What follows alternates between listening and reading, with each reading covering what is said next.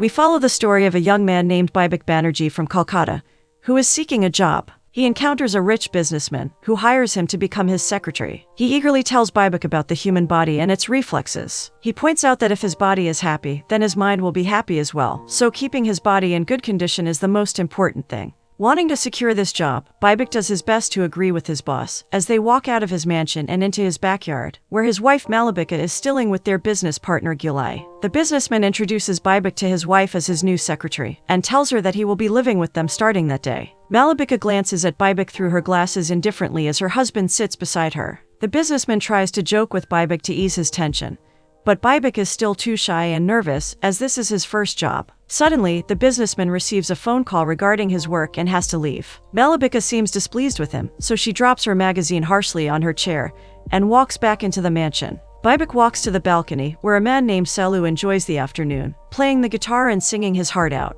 He has been working for the businessman for 8 years now. When Bibek walks by him, Salu immediately stops his leisure and asks him how his first day at work has been so far. Bibek notes that their boss seems to be a simple man. Salu is taken aback by his statement and tells Bibek that their boss is actually a dangerous man. The businessman does pay well, but if he makes any mistake, it will put his life in danger. The 2 previous secretaries before him were both found lifeless, ended by their boss. Now, Bibek is the third one up for the job. Meanwhile, Salu managed to stay on the job for this long because he learned to turn a blind eye and mind his business. Soon, Bibek is getting more accustomed to his job and is handling his boss's paperwork. He arrives at the mansion, and as he is about to approach the businessman, he sees him having an argument with his wife, which leads to him physically harming her. He threatens to harm her further if she does not do as he pleases, and she gives him all of her hard-earned money. The businessman walks out of the room, leaving his wife crying on their bed. Bibek walks in and sees her in her misery. Blood is already dripping down the corner of her mouth from the abuse she took from her husband. Bibek tries to comfort her, and at first, Malabika remains silent. He then offers her a glass of water, which she finally takes. She asks him to bring her some sleeping pills from the bedside table, before asking him to leave. Bibek wants to tend her wound first, but she insists that if his boss sees him in the room with her, he will also get into trouble. Later that night, Bibek returns to Malabika's room to accommodate her needs. She asks him again for the sleeping pills, to help with her insomnia. Bibek wonders why his boss treats his wife in such a horrible way. Malabika tells him that this happens quite often,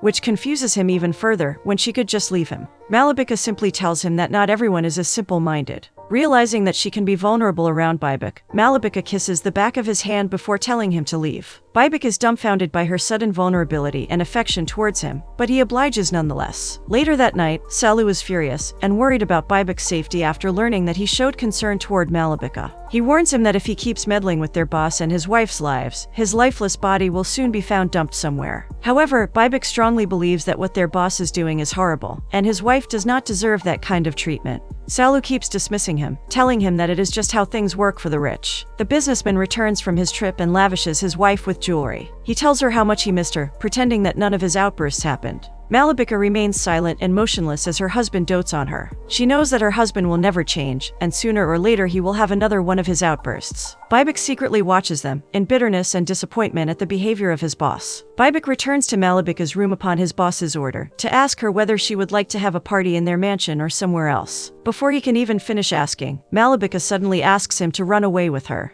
Bibek cannot believe his ears, as this request comes out of the blue. Knowing that he cannot do anything to stop Bibek from saving Malabika, Salu decides to help him out. He tells Bibek how they can acquire the money they will use to escape, and warns him that what they are about to face will be dangerous, which means they need some firearms. In another part of this movie, we follow the story of a jazz musician named Ahiri. She is walking by a busy street at night, carrying her trumpet and feeling all dizzy. Unaware of her surroundings, she is suddenly hit by a car. The next morning, she wakes up on a stranger's couch, oblivious to everything that happened to her the night before. She quickly checks on her belongings, before walking around the house to see where she is. The owner walks to the living room and greets her. He is an ex-military man named Dinesh. He tells her that he tried bringing her to the police station last night, but Ahiri begged him not to give her up to the police, so he decided to just bring her to his house instead. After freshening up, Ahiri looks around the house again, to know more about the man who saved her. All of a sudden, she hears Dinesh falling from the kitchen. She hurriedly runs to him, and finds him lying down on the kitchen floor in pain. She tries to help him up, but he instructs her to get the spray in the bathroom to relieve his pain. Ahiri applies the spray on his back, as she asks him how he is feeling.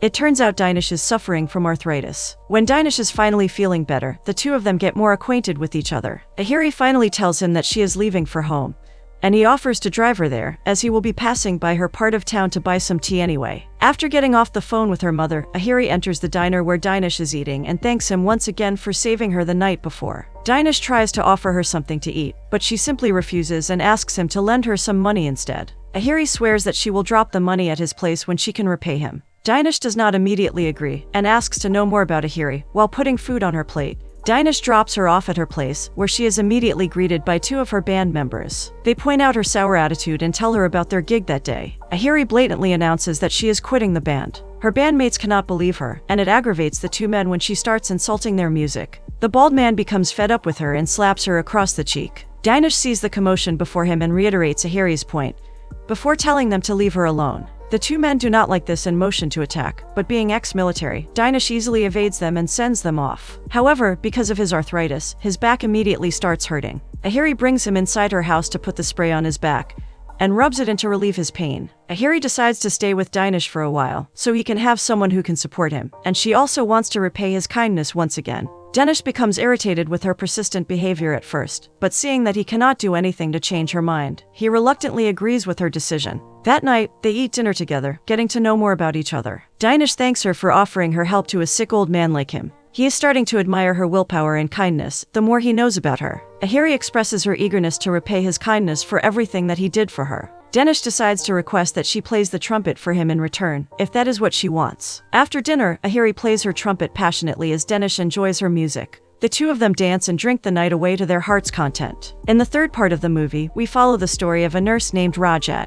He is exerting all his frustrations upon a punching bag, as his friend convinces him to go back to the ward to fulfill his duty as medical personnel. His friend complains that the ward reeks with the smell of human waste, and the other nurses are having a hard time handling it all by themselves. Rajat tries telling him off, but soon enough he puts on his clothes and heads to the ward. Rajat resents his job, having patients who cannot even take care of themselves when they need to go to the bathroom. Nonetheless, Rajat goes to fulfill his duty at the ward. The patient assigned to him is a man named Joy, who suffers severely from HIV. He cleans up excrement on his patient's bed, then cleans Joy afterward. Rajat feeds his helpless patient and makes sure that he receives the medicine he needs. As Rajat is about to leave the room, Joy calls up to thank him, then requests to have a walk with him outside that night. Rajat sighs in exhaustion, but later that afternoon, he fulfills his patient's request. They settle on a spot overlooking the Himalayas. Joy admires the beautiful mountain view, but the same cannot be said for Rajat, who cannot be bothered. Joy asks him for a stick of cigarettes. At first, Rajat refuses since Joy is his patient, but Joy assures him that he is not going to light it up. He just wants the feel of it between his lips. Rajat finally agrees and sits beside him, as Joy initiates a light-hearted conversation.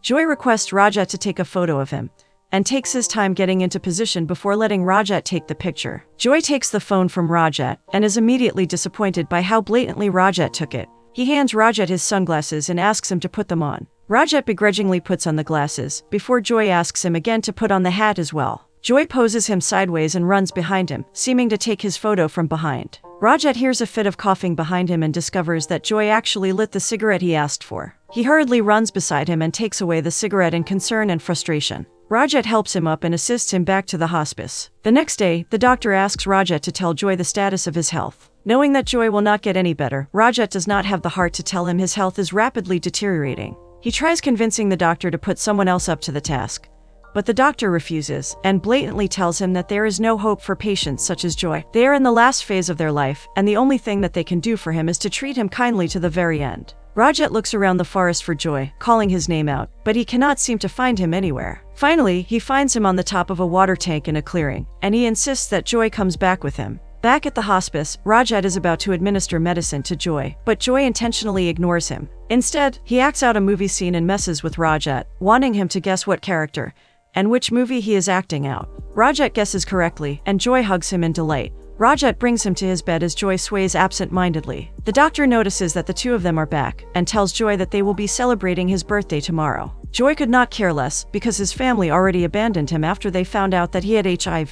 To make things more bitter, their neighbors insisted that Joy was sent to a hospice for his safety, but mostly theirs. The doctor hands out a new medicine to Rajat, while Joy is preoccupied with telling them his story. However, when Joy notices this, he is slightly alarmed. He asks Rajat in confusion as to why there is a need for a new medicine. Seeing that Rajat cannot look him straight in the eye, Joy realizes that the medicine he will be given will not do anything good for him. The dread of knowing that there is nothing else he can do weighs on him as heavily as the sky. Joy sings to himself as the needle enters his body and he loses consciousness. We now go back to the story of Ahiri and Dinesh. Jazz music is playing in the background. Ahiri wakes up to Dinesh humming along to the sound while cooking dinner. She vaguely remembers what might have happened before she passed out earlier. Ahiri walks to the kitchen, pissed off at Dinesh for giving her alcohol and taking advantage of her. She is frustrated with how irresponsible he has been with her. Moreover, he could have been her father, at his age. Dinesh admits that while he is indeed irresponsible, Ahiri is not a saint either, with her bad habits. Ahiri insists that what happened has nothing to do with alcohol or her bad habits. Dinesh consciously made the decision to lure her and then take advantage of her. He, on the other hand, cannot believe her line of thinking,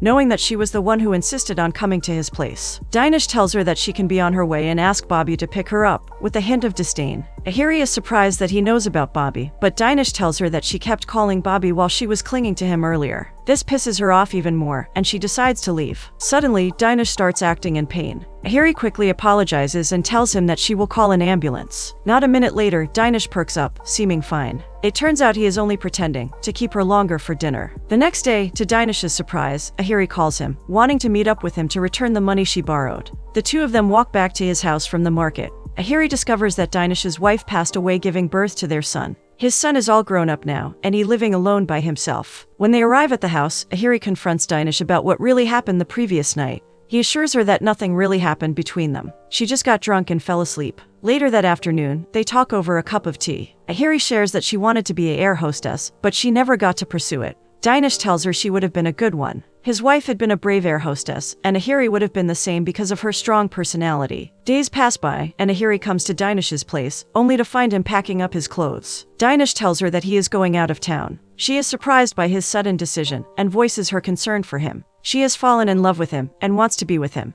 In all the mess that is going on with her life, he is the only person that truly cares for her. Dinesh acts like he does not hear anything she says, and simply tells her that he has to leave. Ahiri offers to take him to the station, but he turns her down. She cannot understand where this sudden coldness is coming from as Dinesh walks out of the door. This does not stop her, however, as she follows him inside the cab. She tells him that she is coming with him wherever he goes. Dinesh, now agitated, argues that he is almost at the end of his life, and she will be wasting hers if she insists on coming with him. Now we return to where we left off on the story of Bybek. He and Salu launch an attack on their boss's mansion wearing green masks. They subdue all the guards until Bybek finds Malabika and brings her back to the van with him. Malabika is both terrified and confused with everything going on, until she realizes that it is Bybek and his friend that took her. They take shelter in one of Salu's childhood friends' homes and plan their next step. Salu and Malabika gets into an argument about when to call for the ransom money. Both of them does not trust each other, but they know that they have to work together. Finally, they reach a conclusion where Bybek will be holding onto the phone, and they will be calling Malabika's husband later that evening.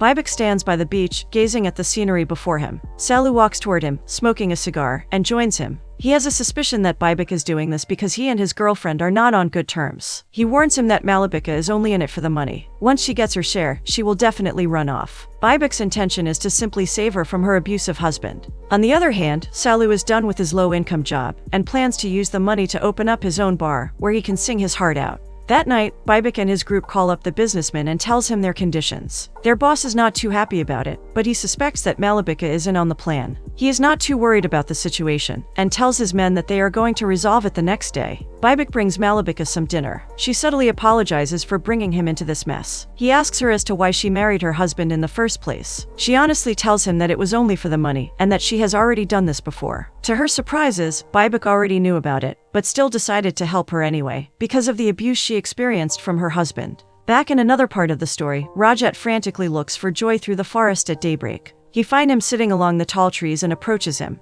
When Joy realizes that Rajat is coming for him, he holds out a knife and threatens him not to come forward. They get into an argument, with Rajat pleading him to calm down, while Joy threatens to knowing that there is no hope for him anyway. Joy taunts him until Rajat finally breaks down with all the time he has wasted in his life trying to survive. This finally makes Joy drop his knife and calm down. He tells Rajat that he had nothing to live for until he met him. That is when he decided that he wanted to live much longer and love again. Unfortunately, that cannot happen, as his disease is incurable. Later that night, Joy's health starts rapidly deteriorating. Rajat and the doctor do their best to relieve his pain, but that is the only thing they can do for him. The next day, Rajat begs the doctor to allow him to take Joy out, since that is what he really wants. Joy only has 2 days to live, and Rajat wants to make him happy for the short time he has left. The doctor refuses, since it is part of the protocol to keep the patients in the hospice for their own safety. To his frustration, Rajat lunges at the doctor, but at the last second, he manages to stop himself from harming the doctor. Rajat decides to sneak Joy out of the hospice and bring him through town. Joy has the brightest smile on his face as he runs around, occasionally stopping because of his deteriorating condition.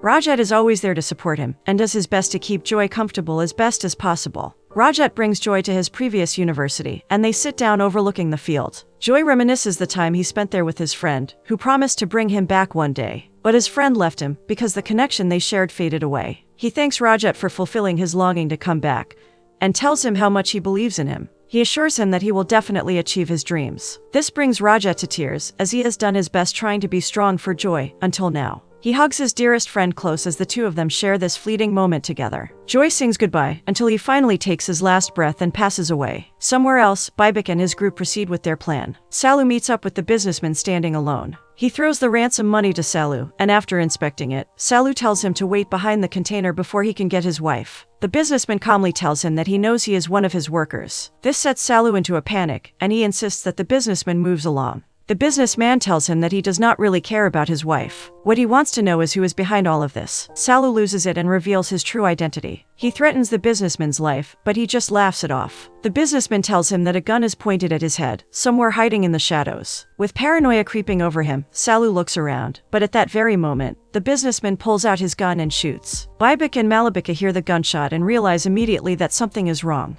Malabika tells him to escape, and that she can handle this by herself. Bybek is hesitant at first, but she insists that he should not waste his life on her. Malabika walks to the scene of the crime and gets back with her husband. Dinesh and Ahiri reach the hospice. He explains that he left his son in that place, and that he passed away yesterday. Ahiri apologizes in shock, but Dinesh assures her that it is an inevitable part of life. His life is also coming to an end, and she should decide how she should be spending hers. Ahiri gazes at Dinesh, heartbroken, as he walks away from her. Inside the hospice, the doctor tells Dinesh about the time Joy spent there. He tells him about how fond his son was of Rajat, and how much Rajat made Joy's short life a little bit better. The doctor also tells him how Rajat brought Joy out of the hospice. That was when he unfortunately passed away. Dinesh decides to look around and ask for Rajat. He finds him, and the forest where he and Joy spent their time whenever they could. He introduces himself as Joy's father and sits with him. He confesses that he could not accept his son for being home before, so he sent him to boarding school. By the time he fell sick, Dinesh was devastated that he could not do anything for his son.